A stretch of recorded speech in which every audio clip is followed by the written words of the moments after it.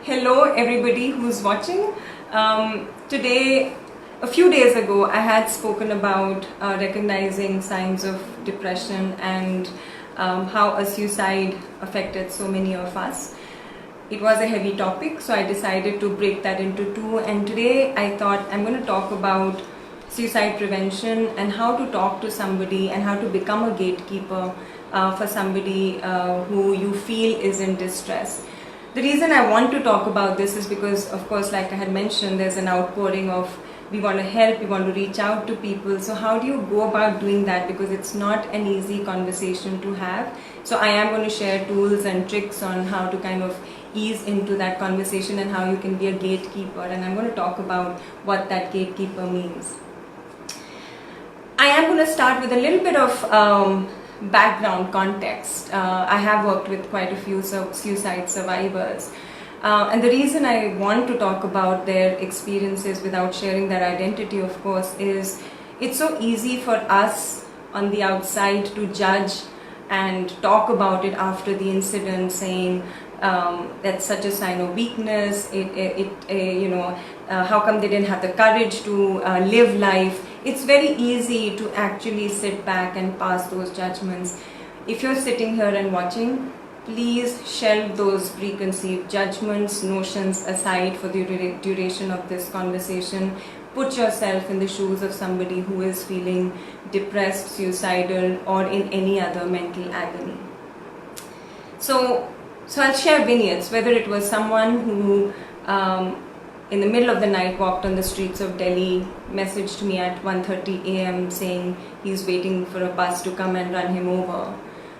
Or that girl who jumped from the balcony of a high-rise building and who survived, and in mid-fall actually thought, what if I survive? That word, that phrase still rings in my ears. She ended up with an irreversible paralysis and became a wheelchair user. And she said that this life is much more worse than what she had imagined it to be. Or that man, anonymous, unseen, who messaged saying he is not just suicidal but also homicidal, and every day steps out of the house to look for buildings he could jump off from or weapons he could buy to destroy his whole family and himself. Or that person with a spinal cord injury who was paralyzed neck down, living in the most inaccessible parts of the country, without an income, who saw himself as a financial liability on his family, who suddenly, young guy, died under mysterious circumstances. What led to his death? He seemed fairly healthy. I had visited him in his village 2 weeks ago. What could have gone wrong? Would I ever know the truth? Was it assisted suicide? There are some answers that I could never get, but it still left an indelible impression. For the ones who did attempt suicide, this is what they say when they share the reasons for why they had attempted that. The strong feeling again that there is absolutely no solution to their miseries. There may be solutions, but they feel so helpless that they feel there is nothing that could help them out of this. And I want you to keep paying attention to this, because these are exactly the things we judge them for. I am causing pain to others around me. I see myself as a burden. It's better to ease their burden off by ending my life. Life is hopeless, it lacks meaning, it lacks purpose, it's drudgery every day. I feel helpless, I feel good for nothing, so why live a life like that? The suffering is unbearable, whatever be the reason. I want the suffering to end. I want the suffering to end again. Death seems like a viable option. Some have had mixed feelings about the act before attempting it. While there is an urge to move away from the pain, there still is an undercurrent of wanting to live. So again, that's the reason I'm saying that most people with suicidal intentions, most people may not really want to die. It's a cry for help. It's because they're so overwhelmed by the situation that they feel helpless. And if someone shows that trust, that empathy, and truly being there, and when I'm constantly saying be there, I truly mean that. the wish to live actually increases, because that sense of alienation they feel because they're struggling with it alone, when somebody enters that space and empathizes with them and say, you know what, I get that you're feeling really bad about it, let's work on this together, I'm here, and we'll talk about all of that. So that feeling to live increases while the will to attempt suicide again actually declines. So what I'm going to talk about today, and that with that background, questions that have been asked about suicide, because I want you as gatekeepers to know exactly how to approach suicide, and then how can we reach out to someone who is mentally disturbed, emotionally distressed, who is acting suicidal, recognizing those signs of suicide again. How can we initiate a conversation? And that's the most troubling bit that people struggle with, and what to say and what not to say to somebody who is suicidal. I think those are going to be really the key takeaways I want you to go with. Like I said, suicide attempts are seriously a cry for help. It is considered a psychological emergency. Why do some people attempt it and some not? We don't know about it because it's a very individualized process that goes with it. Again, please understand that suicide is not a response to just a single incident. It could be really a complex set of factors that makes that person think about it. But some of the factors that have commonly come across my clinical experiences have been academic disappointments and failures, family difficulties, relationship difficulties, and a history of domestic violence and abuse, bankruptcy, big one, financial difficulties, any mental illness that may make that person feel that suffering is so big, history of any substance abuse, strong association with helplessness and hopelessness, where they feel they just don't have the capacity to deal with situations.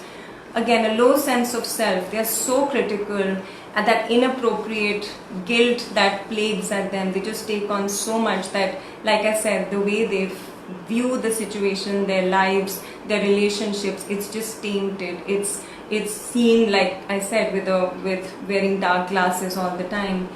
Lack of support from friends and family, again that sense of alienation, or any other factors personal to the individual. So it's very easy for us on the outside to sit and say, oh, what could have happened? We don't know. And so rather than dissecting a person's life after they've gone, can we focus on being there for the ones who are still around, to be there for them rather than doing that dissection? So that's the bit that I'm kind of addressing. Question that I have been frequently asked about suicide: is it normal to have thoughts of suicide? Thoughts of suicide are not uncommon, so they are common, and most people do express, I don't want to live, it's better to end it this way, maybe when they have an intense moment of emotional disruption. So it may be fleeting again, but it could be just during intense times of emotion. However, a fleeting thought can occur in someone's mind and it may go away. But the way you differentiate it for somebody who's suicidal is, again, I want you to focus on three things: the frequency of those thoughts, the intensity of those thoughts, and whether that person has control or is able to manage the suicidal ideation, and how it interferes. That is a cause for concern. I'm going to specify, because your next question may be, how can I tell the difference between a fleeting thought or a thought as an expression of just frustration or as an indication of something more serious? Maybe you've met people, you've heard, and I have met a lot of people who said, oh, I just want to end it all, but they don't end up actually doing that. Those three factors, the greater the frequency and intensity of thoughts, the lesser control that person has over those thoughts, is again a sign of great urgency. When they have started expressing a wish constantly for things to end, you can attempt to understand that by asking three questions. So again, I'm laying out the land for you already. How often do the thoughts occur? So there you go, that's the frequency. Are you able to push the thoughts away or focus on something else? And if that doesn't happen, that's the intensity that's pretty high, that they're not able to focus on work, they're not able to focus on their family. It's just the preoccupation with death and dying which takes them over.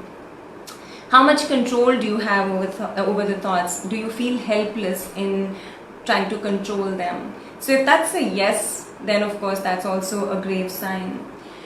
Again, the reason I'm talking to you about it is, again, a thought of suicide is probably just a sign of emotional distress. You can recognize it, but a trained mental health professional, and I'll keep emphasizing that because I don't want you to think I'm equipping you with the tools to deal with this on your own. That's not what a gatekeeper does. The mental health expert, and I'll keep repeating that, is the one who can actually assess and provide the right guidance, whether that's a psychiatrist or a psychologist. Please make sure that you're not taking it all on yourself and you're referring that out. Who can have thoughts of suicide? Anyone can. I have been asked if a certain age, a certain personality type, a certain gender is more prone. Honestly, it's irrespective of age, personality, accomplishments or social status. You've seen it across the board. So that's why when somebody says, oh, but he had it all, he was rich, he was famous, he was doing so well, why? Again, certain factors such as the existence of a mental illness, marginalization, or any other psychosocial stressor makes a person more prone. So it's not just one thing, it could be multiple factors. Does suicide mean that the person has had or does have a mental illness? Not necessarily. Somebody who's faced with an immediate stressor, such as a job loss, a relationship breakup, a dream job not coming his way, in that impulse may decide to end their life as well. So it's not that, oh, they've been depressed for a while. So it is not necessarily that somebody who is depressed will attempt suicide or somebody who is suicidal has a mental illness. But when you're depressed, you do have a biological predisposition to being suicidal, which is one of the hallmarks that I had talked about last time, is suicidal ideation needs to be paid attention to. But that doesn't mean that every depressed person is going to be that. Again, maybe somebody who has a strong family support, has a very great team who works with him, has been going and seeking help for his depression, may actually come out of it very well than somebody who feels alienated and isolated in that sense. So it's again not just the existence of a mental illness, it's that whole socio-cultural perspective that comes about. The biggest one, and is suicide attempt a sign of a person's weakness? That's a common belief that the suicide is a sign of a person's weakness or the lack of courage in facing their challenges. Everybody's perspectives on this are different. A person doesn't simply opt to have thoughts of suicide. They may have thought about it again due to several interplay of factors. They were feeling depressed, their family isn't supported, they don't have a job to provide meaning and value or anything else which provides meaning and value. Thoughts again are a sign of emotional distress and can overwhelm an individual irrespective of how strong they are. So you may have come across as somebody who is, on the outward seeming very strong, or may have been that, but it just takes one moment of weakness to kind of give in. So the next one, why don't they reach out? And this is where I want you to reflect on our own perceptions and judgments. Think about it. They often have reported, especially the suicide survivors, their intense feelings of loneliness, isolation, helplessness, hopelessness. The fact that they feel they cannot connect with people itself makes it very difficult for them. They fear judgment by others. They often attempt to cope with their problems by again either drowning themselves in work or withdrawing from work or substance use. That could be their cry of help. Or they may broach it about in a roundabout way because they don't know how somebody is going to take it. Some people choose not to reach out because again they feel, how will that person take it? Will I be judged? Will they understand? And that we are very quick to try and, and those are the do's and don'ts I'll talk about, jump in and say, oh, don't be silly, don't think this way. And that's the one thing they feel is, do they even take the time out to hear me out and to understand what I am going through? It's not about you fixing me, it's about me being able to express myself.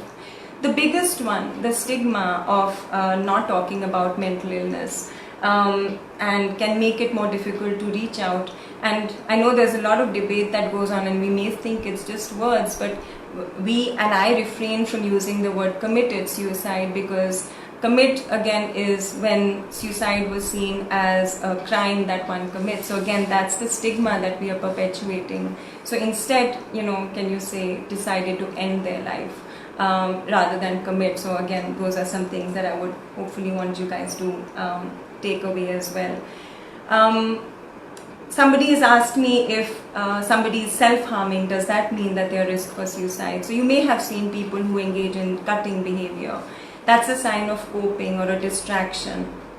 And that comes under non-suicidal self-injuries. So while cutting may be a sign of coping, it doesn't necessarily mean that a person is suicidal. Somebody may cut for years, but they may not end up taking their life. But I will again keep my radar on them, making sure that their depression or whatever is causing them to cut is something which they're able to cope with, so that more adaptive coping strategies can be taught. But that said, self-harm should definitely be monitored pretty closely. Questions you may have: if suicide is about the person wanting to die, how can I even help with that? Again, I will still say it's that intense pain from that emotional distress. So if you can just reach out and be empathetic, and that's the point that I'm going to start talking about, where you can step into their shoes and listen and hear their words and feel their feelings without jumping into fix and to give your own wisdom, that's more than enough. So when they feel lonely or helpless and hopeless and alienated, just someone being there often may just do the trick as well. The biggest reason why people have stayed away from talking to someone they feel is depressed or suicidal, because the fear that if I talk to him or her and ask them if they're suicidal, will I actually be planting a thought in their head to end their life? Please understand, that's not necessarily true. On the contrary, it gives them an opportunity to acknowledge it and say, you know what, somebody's actually sensed I'm feeling low. Let me air my concerns out. And there have been numerous studies, where people have said that when they have been asked about suicide, and I in my practice on a regular basis ask people that have you ever felt that life is not worth living and you want to end it? And even if they've said yes, I don't, kind of go all like, oh my God, let me now get everything in the fix it mode. But that doesn't mean that they go about ending their life right there. So it does not increase emotional distress, even when those who have actually been depressed and at risk. Can I really prevent a suicide? When I say really prevent, I don't mean to put the responsibility on you, but as a gatekeeper, you can have that responsibility. Again, it's just that conversation with a trusting, caring, empathetic person that prompts them to rethink that their decision about taking their life. And it's what you say, how you say it, how frequently you say it, which will make a difference. And those are the do's and don'ts I'm going to talk about.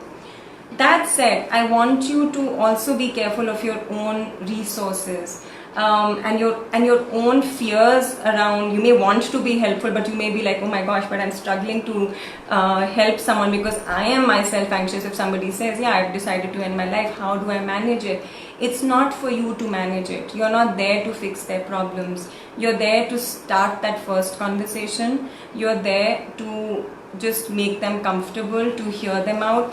And you're there to encourage them to seek mental health support. So and again, I will emphasize that there are many depressed people, and I had spoken about last time, who may require medication, who may require their mood to be lifted up before therapy actually kicks in. Please remove your biases around psychotropic and psychiatric medication, saying, oh, they could be dependent, oh, but you're not crazy. But no, just saying, if that's the case, we need to go and talk to someone. So that said, Your job is to help the person by pointing to them the right mental health support, and that's what we'll and that gatekeeper, that's what I'm talking to you guys as, is the bridge between that person and the mental health practitioner who helps the person build resilience. So it's not your job to fix the person and take them off the suicide plan. So who is a gatekeeper? It's somebody who has the perspective that suicide can be prevented, who has the time, the energy and the intention to actually give that time to whoever is in need. It could be a sibling, a parent, a friend, a colleague, your boss. Anybody could be a gatekeeper, a teacher, a professor, a hostel warden, your PG, whoever. As a gatekeeper, what you have to do is just watch for the signs, sound the alarm when you identify someone who's depressed or whose behavior suddenly looks odd after a recent trigger or a stressor, and then refer them to a mental health professional. Please, that's your job. It's not to take over that person's care completely. Don't, I am going to be Superman or Superwoman and I'm going to fix this person. It feels all good, but honestly, that's not the best approach unless and until you are a therapist and a psychiatrist. So what do you start with? Start with being caring, start with listening. That's what we are not very good at as people anymore. We treat them with warmth, we treat them with care, we listen, we be with them. Please remember the difference between being and doing. When people start talking about their distresses, the first thing we are like, okay, what can I do to fix this? You're not even listening to the person who's expressing their hopelessness, who suddenly feel like, I'm opening myself to this person, so let me just talk my heart out, and we are just kind of in our own way saying, okay, what can I say, what do I do? So empathize and care with confidence. The biggest thing is be calm. That's the biggest. I don't want you to suddenly fret saying, oh my gosh. So which is why I'm talking about the tools and questions you may ask, or kind of how to direct that conversation. Remember that just being a compassionate listener is more important than being a fixer. So you don't have to give them all your gyan and your wisdom all in one sitting because they've shared and talked about it. You don't have to fix your friend or your family member. You just have to be a good listener. Just the simple act of talking face to face, of hearing their words, of feeling their feeling, of reflecting, of saying, I understand. Please don't make the mistake of saying, I know how you feel. You do not know how that person feels. So which is why it bothers me when we judge from the outside. You can say, I can attempt to understand. Tell me what you're feeling. But be willing to listen without judgment. Why is this person thinking this way? Sab kuch to hai. Why, everything. Let me point out all the successes. Nothing like that. Hear them out, listen to them, speak their heart out. It establishes trust and confidence. They truly know you mean well. But see what they are willing to talk about as well. Focus on this person's strengths and encourage them to think about things, but again, only if they're willing to listen.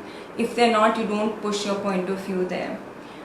One of the things I've learned over the years, remember to remove any sharp objects, anything, medicines, pesticides, if somebody has expressed their intention, and that itself is a point of caring, saying, listen, I want to make sure you're in a safe place till that crisis passes away. Here's where the education starts. Signs of suicide. How can you tell if somebody is suddenly looking distressed? Talks about dying or disappearing, using statements like, you'll know when I'm gone, or I wish it could all end, again I'm going to kill myself, or other passive statements as well, such as, I wish I could just go to sleep and never wake up. What's the point of living? I really don't care about what happens in my life. And you see them being withdrawn, are equally worrying, so look for those signs. If someone with depression exhibits these verbal markers, please alert a mental health professional immediately. Were there recent losses? So somebody may not have been depressed, but a sudden recent loss, a breakup, a loss of a job, really a big financial crisis. Is that something which has disrupted their mood? Changes in behavior. They may neglect work, hobbies, socializing may seem withdrawn, suddenly start alienating themselves.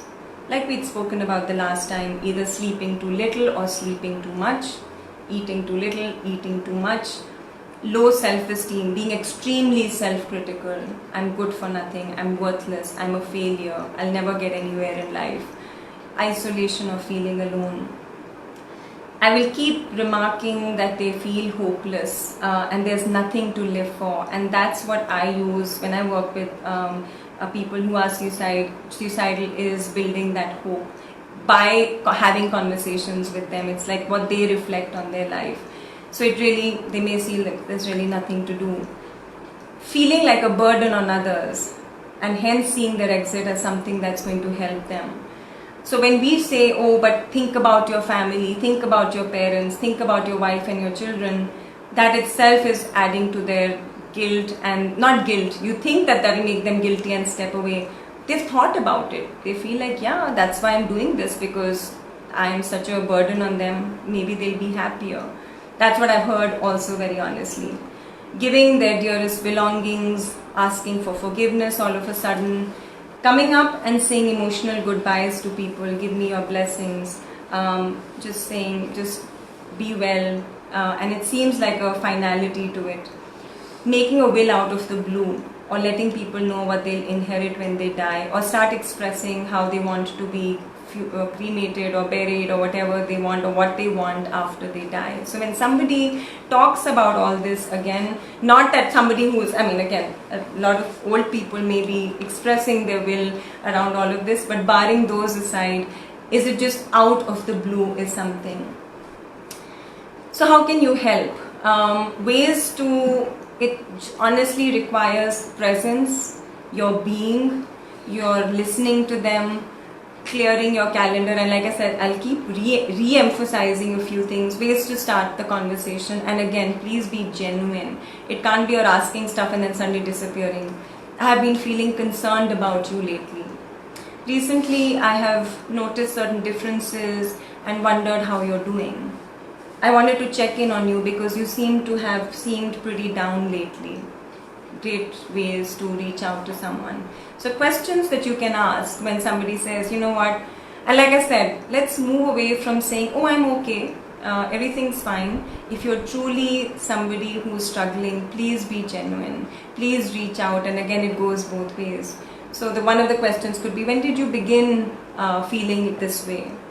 Did something happen that made you start feeling this way? How can I best support you right now? Not instead of, you know, I'm there to talk, just reach out. No, if you're being there for someone, if they're depressed or grieving, it helps to know, how can I help right now? Somebody actually told me, saying, can you just make sure I've woken up in the morning, you know, just because I tend to oversleep, or just check on how my work's going, you know. So small steps. So how can I be there for you? How can I best support you? Have you thought about getting help? You know, so that's another question. Again, remember, just being there offers encouragement and hope. They stop feeling alienated. They feel somebody is genuinely interested, somebody just talking in their language. Again, paraphrase as much as you can. You know, when they are saying stuff, you're just saying, I hear you, I hear what you're saying, that it seems to be a difficult time for you. Let's talk about that more, rather than dismissing it, and we'll talk about the don'ts and do's as well. So understand that speaking their language often helps. Now start the don'ts, because those are the biggest ones I educate people with. Don't dare someone to do it in an attempt to jolt them out. Let's see if you can do this or not. Please don't. They have thought about it. That may just push them over. Don't minimize what they're feeling by saying, you know what, it's not as bad as you think, or I'm sure you can handle this better. Again, imagine what it's doing to that person. You're not listening, you're just seeing it from your point of view. You may be right, because you may be like, you know, but you need to learn to cope with it. But by saying it, you're again alienating that person more. Do not judge, blame, or make the person feel more alienated. So don't say, come on, yeah, that's for the weak. I thought you were stronger than this. Those statements do not work. Again, they push people over. Do not get angry or ignore their problems. you know what, I don't know how to deal with this, or I don't care, like you're being stupid about it. None of that helps. Please understand, don't expect a single conversation to end it. Depressed people may tend to withdraw from others, may need constant reassurances, or may need you to be there more. So don't think that if you've expressed your concern and willingness once, it's over. You have to just keep reaching out, whether it's a gentle text or a call saying, hey, just wanted to check how you're doing since we spoke last. They will again start feeling that somebody cares, and that's enough to get out of that low state. So be gentle yet persistent. I can never say this enough. And this tends to happen, like I said, we are so good at judging and analyzing once a person ends their life. Didn't think about the family, has a wife, young kids. Please do not ask them to reconsider their plan or pain because of the pain it's going to cause their loved ones. Don't shame them, don't guilt them. They're already feeling so guilty and low that all of this just adds more pressure. Think about your parents, think about your wife, your kids, none of that, please. Don't tell them suicide is not a good idea. Avoid saying everyone goes through tough times. Again, everyone may go through tough times, but I am struggling. I don't care what everyone thinks. Don't minimize the problem or offer very simplistic solutions. So you may not even know their whole situation, and you offer things like just snap out of it, try to meditate, just do some physical exercise that's going to get you out. Those aren't solutions. That's not working with the core of what's making them feel depressed. You don't have to offer suggestions or solutions to have them give them advice in that very moment. It's not about how bad the problem really is. That's not for you to decide, but how badly it's affecting the person. So your space is, oh, you are really struggling with this, let me be there and let's get help together. Don't act shocked, don't act anxious, don't act fearful. That's when they say, you know what, this person just doesn't get it, they just don't understand. That creates further alienation. Like I said, embrace them, step into their shoes. We are in this together. You're in that dark spot. I'm going to be there with you. Don't be sworn to secrecy. If somebody says, you know, just don't tell my mom or my dad about it, please don't buy into that. Just gently say, I'm concerned about you. I'm sure so is your family. I will have to talk to them. Do not promise confidentiality when someone asks you to. Just maybe be there and just reason out with them and just say, everybody loves you. People care about you. I will need to let them know. Don't get too emotionally involved. It can be draining. Ask me. As mental health professionals, it can be very taxing to be there for somebody who's feeling this distress. So you yourself seek support. What you can do, let's talk about that. Be aware. Know about those warning signs that I've spoken about. Any discrepancies in behavior, in mood, in the way they are taking care of themselves, their hygiene, their self-care, all of that. When you say, I want to be there for them, be there for them. Clear your calendar, make time, tell them you're there for them, offer them your support. And I cannot emphasize, when somebody sits with you who is depressed and is sharing their heart out, whether you have a class you're about to teach or you have a caseload of patients that maybe, you may have a block, if you just take that time out for them, that itself says that you care. Please turn off your phones. Don't look at the clock, don't look at the watch, be there. Talk to them freely, openly, privately, and gently bring up the topic of suicide again in the ways that I have talked about. I'll again say it, and the reason I keep saying the same things is because I reinforce those points. Please evaluate your own preconceived judgments and perceptions and be there. So when I say be empathic, be empathic, be empathic. Step into their shoes, hear their words, feel their feelings, speak their words, and just, kind of resonate to them as well. Be willing to listen, allow freedom of speech, allow them to share whatever be their deepest, darkest, and just say, I'm here to listen.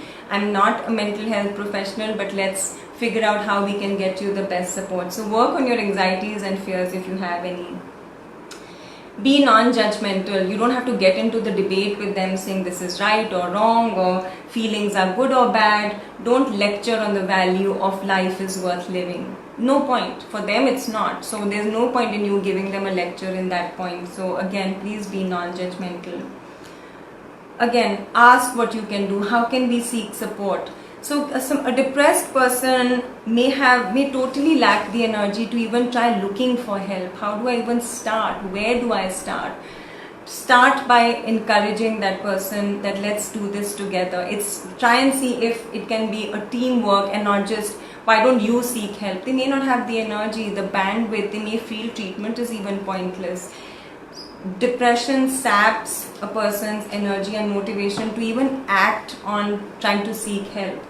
So can you say, okay, let me look for somebody. Let's look what kind of a person would you be willing to talk to.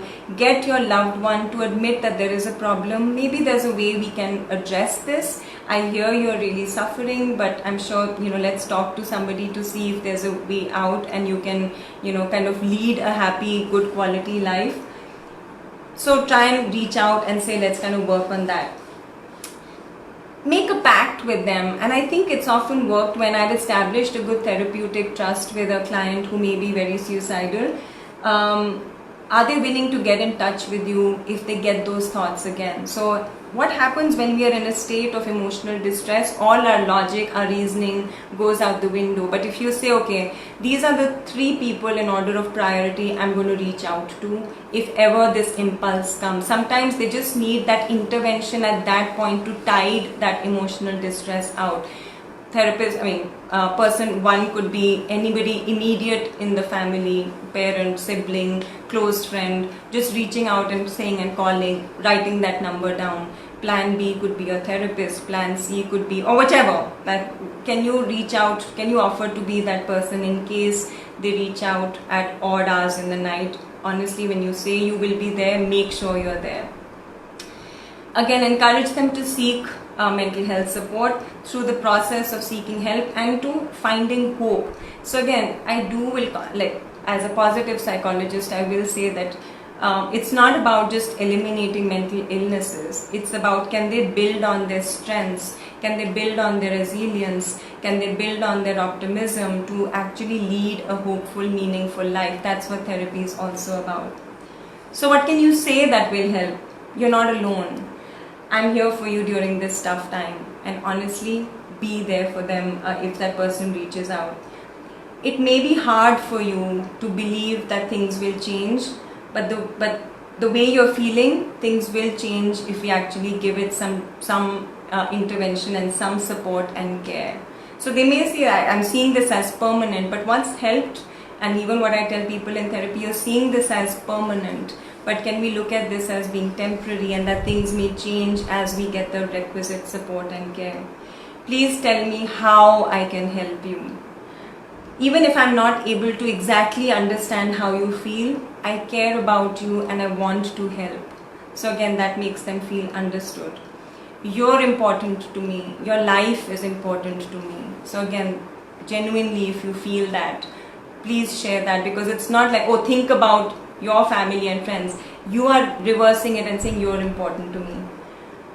When you want to give up, tell yourself, can you hold on for just one more day, 1 hour, 1 minute, whatever you can manage, and tide that emotional distress out. So again, those are some ways what you can say that's going to help. Yeah, all that's great, but what if they don't want to go see a mental health professional, right? And that's a very often encountered situation. Suggest a general checkup with a physician. So there are degrees of being comfortable with certain doctors. So general GP is like the go-to family physician. Perfect, let's go and talk. Maybe less anxious in seeing a mental health professional. So let's go to a regular doctor's visit. And that's a great option, because maybe there are medical reasons for why somebody may be depressed. They can rule it out. But they can also refer somebody to a psychiatrist or a psychologist, and sometimes that professional opinion often helps the person reflect a little better. offer to help the person find a therapist. I know it's not easy, but it's often a trial and error bit, but can you look at options and make a list of, you know what, I found these 2-3 people, let's reach out to them. What kind of a person would you want to work with, male, female, psychiatrist, psychologist? So again, giving them that option. They are so low on energy, it often helps when you make those options for them.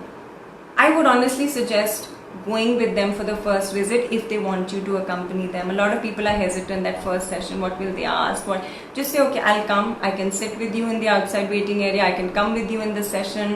Whatever you want, I will be there. Just tell me. I've had people who've accompanied depressed people. It helps because they're anyways anxious.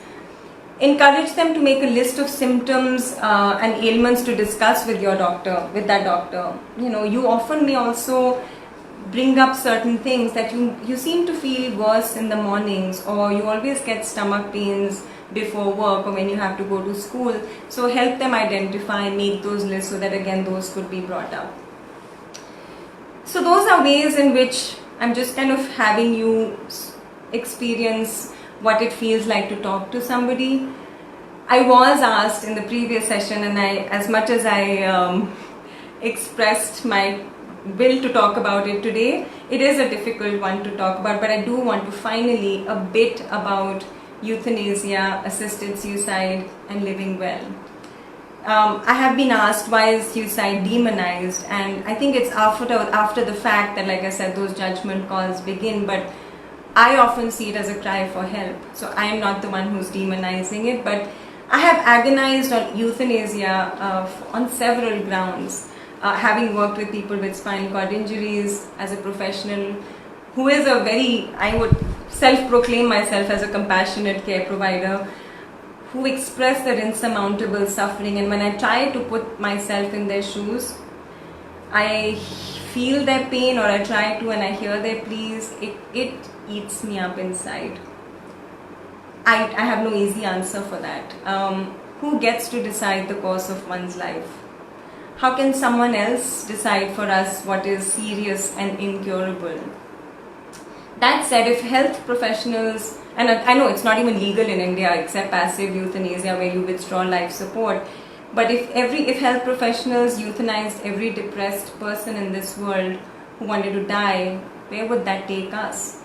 Who would be next? I mean, those with dementia, with irreversible paralyses, who knows where it would end? So honestly, these are questions some of us in the healthcare fraternity grapple with. People may think we can be heartless and think about euthanizing someone. It's not easy for us as well.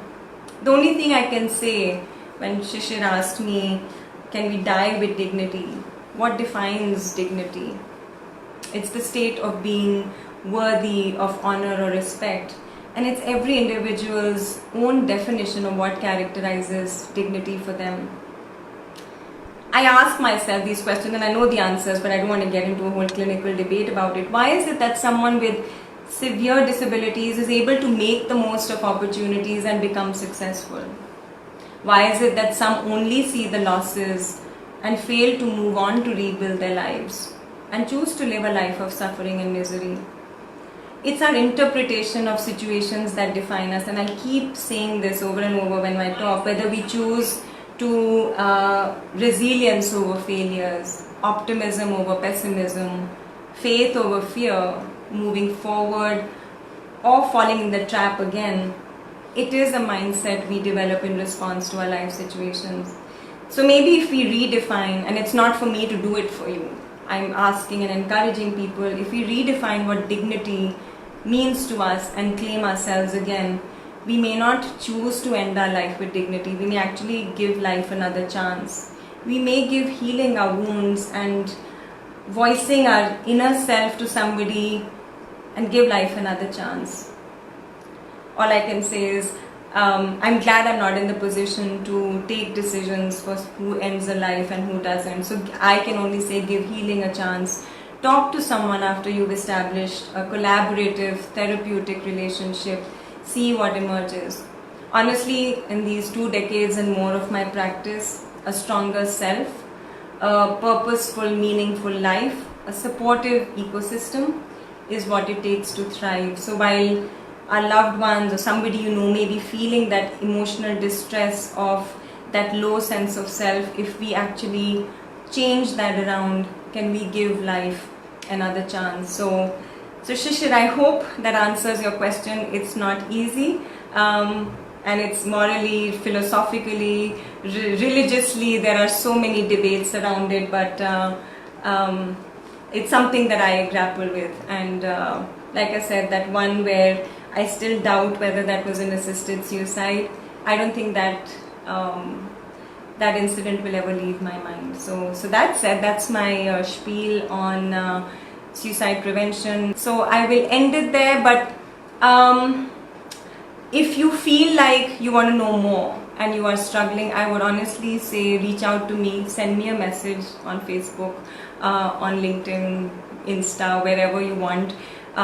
Just send me a message if you feel like there are things you're struggling with when it comes to talking to someone. And honestly, being those gatekeepers is one of the best things you can do, because we don't want another situation to happen and said, oh, I wish I could have done something about it. So that said, enjoy the rest of your day, and be well and be mindful. So thank you guys.